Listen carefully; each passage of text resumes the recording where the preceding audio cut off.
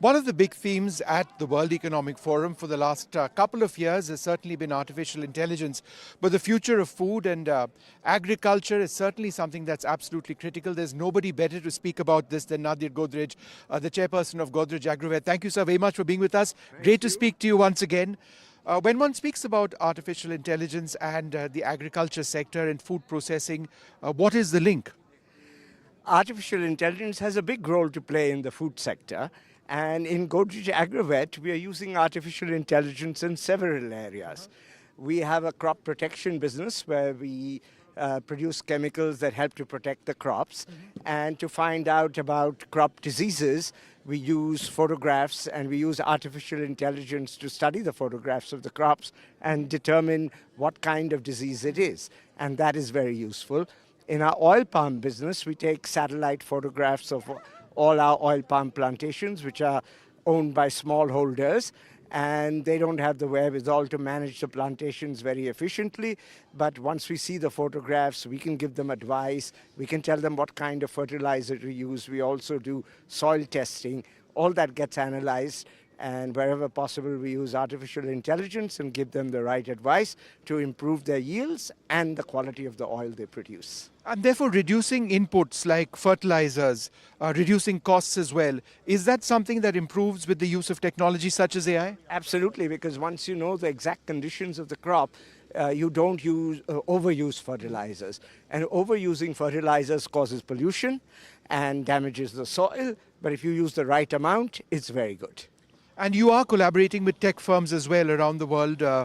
How is that working? We do, but we also we have a lot of artificial intelligence professionals in our own organizations as well, and it's working out well. We also use artificial intelligence in our food businesses to manage the stores. We see what is the shelf space share we have by photographs of the stores, which all gets analyzed by artificial intelligence, so it makes all our sales staff very productive. Today, of course, is a very interesting day with the Trump presidency, and I think from an India standpoint, the issue of tariffs is critical, and obviously critical to agriculture as well. Yes. So, how do you look at that? It is going to be a challenge for us. On some items, we have high tariffs. It would be good for us to proactively reduce some of those tariffs. We no longer need such high tariffs for protection of our industries, and already many people are manufacturing. The foreign companies who are importing those products are already manufacturing in India. So by reducing some of these tariffs, we can make sure that we are not hit by high tariffs. And if China is hit by high tariffs, we are likely to benefit. Sustainability is absolutely key. Sustainable development techniques are critical. It's also very much an agenda this time around. But for you at Godrej Agrovet, how are you incorporating that in your manufacture? Right. Not only in Godrej Agrovet, but in all our businesses, sustainability is very important. In 2010, we launched our Good and Green program for environmental sustainability as well as social sustainability, and it was working out very well. Subsequently, we had compulsory CSR spends, and we used those to help socially benefit society at large as well as reach our sustainable goals. For example, to reduce carbon emissions, we use green energy, we use a certain amount of solar, wind, but more so we use biomass. In the oil palm industry, biomass is a byproduct of oil palm, so we use that biomass. In other industries, we buy biomass such as groundnut shell powder. We are doing experiments with bamboo. Bamboo can be grown on a large scale as a very good source of biomass. The nice thing about biomass, it's a round-the-clock source. You can run and you can generate both electricity and steam. We need a lot of steam in our businesses. Then we do a lot of water projects. The cost of a water project is very small, and we conserve water for 10 to 15 years, which is the lifetime of the project, at a rather low cost of 15 to 20 rupees per kiloliter saved annually. Wow, so that's very economical.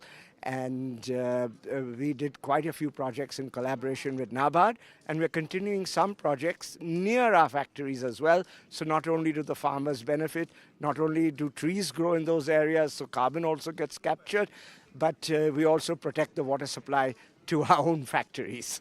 One final question. We face a crisis of air pollution across North India. A significant part of that is because of, agricultural residue being burnt in states like Haryana, Punjab, Uttar Pradesh, Madhya Pradesh. It's not one specific state. Is there a technology solution to this where that stubble can be used to generate, for example, energy? Yes, the stubble can be used for biomass. The stubble can also be put back into the soil so the carbon helps the next. So why aren't we doing it, sir? Because the farmers are in a hurry. And by promoting only wheat and rice, we are making a big mistake. We should get the farmers to grow other crops, have a bigger gap between the two crops. If the gap is very narrow, their only solution seems to be burning. But if they can manage a slightly longer gap, we can fit in the other solutions. Which are what, sir? Which, as I said, to collect the biomass and use it as a biomass fuel in a factory. Right. Or to put it underground, where it improves the soil quality. There's less value to that, but at least the carbon emissions are not going to be very bad. Right. So, and that can improve the crop yields. So there are many solutions, but the important thing is that we should encourage a wide variety of crops and not just rely on wheat and rice, which is aggravating this problem. And for whatever raw materials we buy from the farmers, such as maize and soya beans, we are encouraging the farmers to use sustainable practice. Regenerative agriculture helps the soil improve, reduces the carbon emissions, and it doesn't cost much. It costs a little bit more in the first few years, but the yields improve as well. So if someone finances that, it could easily be done.